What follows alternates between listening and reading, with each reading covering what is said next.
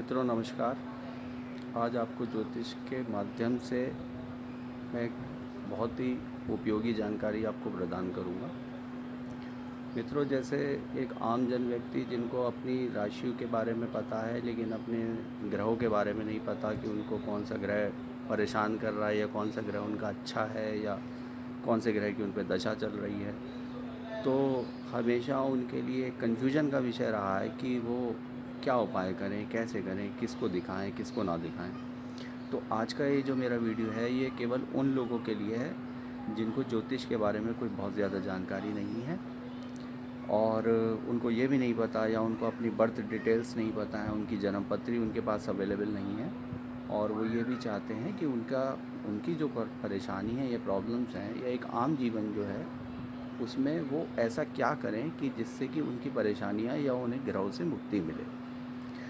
तो मित्रों, सबसे पहले तो मैं आपको ये बताऊंगा कि ये जो उपाय है ये पूर्ण रूपेण प्राकृतिक उपाय है। इस उपाय को कोई भी व्यक्ति कर सकता है और इसके किसी भी तरीके के कोई साइड इफ़ेक्ट्स उसको नहीं मिलेंगे, इसलिए बिल्कुल निसंकोच होकर के इन उपायों को आप कर सकते हैं। तो मित्रों, सबसे पहले मैं इसमें आपको ये बताऊंगा कि जैसे 12 राशियां हमारी होती हैं और जन्मपत्री यदि देखें तो 12 लगन होते हैं। तो यदि आपके पास अगर अपनी जन्मपत्री है तो आप दोनों ही तरह से इस उपाय को कर सकते हैं, ये जान करके कि अगर आपको अपना लगन पता है तो लगन की राशि के अनुसार उपाय करें, और अगर आपके पास अपनी जन्मपत्री का नहीं है और केवल आपको अपनी नाम राशि पता है तो आप अपनी नाम राशि से भी इस उपाय को कर सकते हैं और लाभान्वित हो सकते हैं। तो मित्रों, इसमें इस उपाय के अंदर देखिए करना क्या है आपको कि जैसे आप ये माने कि कोई भी उपाय करने के लिए, व्यवहारिक उपाय करने से आपको फल की प्राप्ति जब होती है कि जब वो उपाय जीवांत हो। तो जीवांत से मेरा कहने का मतलब यहाँ पर यह है कि व्यवहारिक उपाय जैसे किसी की मदद करना तो वो जीवांत उपाय है। इसी तरह से किसी भी तरीके के पेड़ पौधे औषधियाँ लगाना, क्योंकि मित्रों हम ये सभी लोग जानते हैं कि पेड़ों में जीवन होता है, वैज्ञानिक रूप से भी ये प्रूव हो चुका है।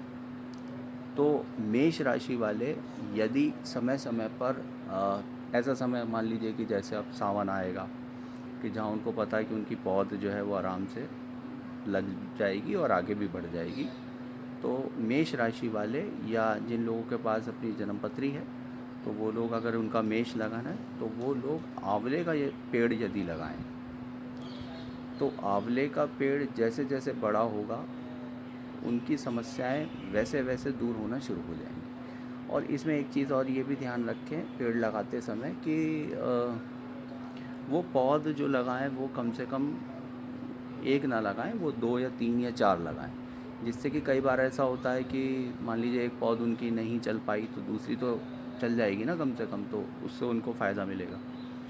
दूसरे नंबर पे इसको प्रश्न ये भी आता है कि कहाँ लगाएं। तो इसको मंदिर में भी लगा सकते हैं, किसी पार्क में भी लगा सकते हैं, क्योंकि पर्यावरण की शुद्धि तो इससे होगी। क्योंकि घर में भी लगा सकते हैं लेकिन लोगों के घरों में आजकल इतनी जगह नहीं होती, लोग फ्लैट्स में रहते हैं या किसी ऐसी जगह रहते हैं कि जहाँ उनके पास कच्ची ज़मीन नहीं है। तो बहुत अच्छा यह है कि या तो वो मंदिरों में लगाएं या किसी कम्युनिटी में या पार्क में या कोई कोई ऐसी खाली स्थान जहाँ उनको मिलता है वहाँ पर वो लगा सकते हैं। तो इसी तरह से वृष राशि वाले जामुन का पेड़ यदि लगाते हैं तो उनके लिए वो काफ़ी फ़ायदेमंद सिद्ध होगा। मिथुन राशि वाले शीशम, कर्क राशि वाले नागकेशर का, सिंह राशि वाले पलाश या जिसको बोलते हैं ना ढाक का पेड़ वो, कन्या राशि वाले रीठे का पेड़, रीठा तो आप सभी लोग जानते होंगे, रीठा बालों में भी इस्तेमाल होता है, वो रीठे का पेड़। वृश्चिक राशि वाले मौनसरी का पेड़, धनु राशि वाले जलवेतस का, मकर राशि वाले अकोल का, कुंभ राशि वाले कदम्ब का पेड़ भी आप लोगों ने सब सुना ही होगा, इसके बारे में जानकारी होगी आपको। मीन राशि या मीन लगन वाले नीम का पेड़। तो यदि ये सब राशियों के जातक ये पेड़ औषधियाँ इसका पौधारोपण वृक्षारोपण करते हैं तो देखिए वृक्षारोपण तो वैसे भी अच्छा ही माना गया पर्यावरण के लिए, और आज जो हम वर्तमान में देख रहे हैं कि ये सब पर्यावरण के डिसबैलेंस होने की वजह से ये बीमारियाँ और ये सब चीज़ें हमें परेशान कर रही है। तो यदि अगर हम इनको लगाते हैं तो हमारी ग्रहों से संबंधित परेशानियां दूर होना शुरू हो जाएंगी। लेकिन मित्रों, इसमें भी हमें कुछ बातों का विशेष रूप से ध्यान रखना होता है। इस उपाय को कर तो हम कभी भी सकते हैं, ऐसा कुछ नहीं है कि हम कभी जनवरी में नहीं कर सकते या फरवरी में नहीं कर सकते या मार्च में नहीं कर सकते, ऐसा नहीं है। कर इसको सब सकते हैं, लेकिन इसका जो बहुत ज़्यादा बेनिफिट आपको मिलता है वो मिलता है श्रावण मास में, सावन के महीने में। अगर आप सावन के महीने में इस उपाय को करते हैं तो इसका विशेष फल आपको मिलता है। इसी तरह से जब श्राद्ध का समय आता है, पितरों का समय आता है, तो यदि पितरों के समय पर भी वृक्षारोपण करे जाएं तो बहुत ज़्यादा इसका फ़ायदा आपको मिलता है। आगे आने वाले वीडियोस में मैं आपको इसके और इसकी डिटेल में बताऊंगा कि नक्षत्रों के अनुसार आप कैसे करें, क्योंकि नक्षत्रों का भी मित्रों बहुत बड़ा महत्व है।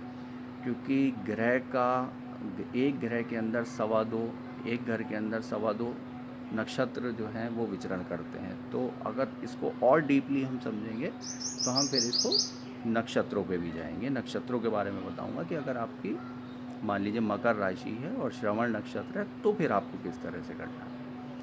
लेकिन फ़िलहाल जो लोग जिनको बिल्कुल भी कुछ नहीं पता, अपनी डिटेल्स नहीं पता, अपनी जन्म की तारीख नहीं पता, केवल उनके बोलते नाम से उनको राशि पता है, तो वो लोग यदि इस उपाय को करें तो मैं समझता हूँ कि उनके सारे कष्ट जो हैं वो दूर होंगे और उनको शांति भी प्राप्त होगी। तो आशा करता हूँ ये वीडियो आपको पसंद आया होगा और आगे मैं आपको नक्षत्रों के बारे में जानकारी दूँगा। धन्यवाद।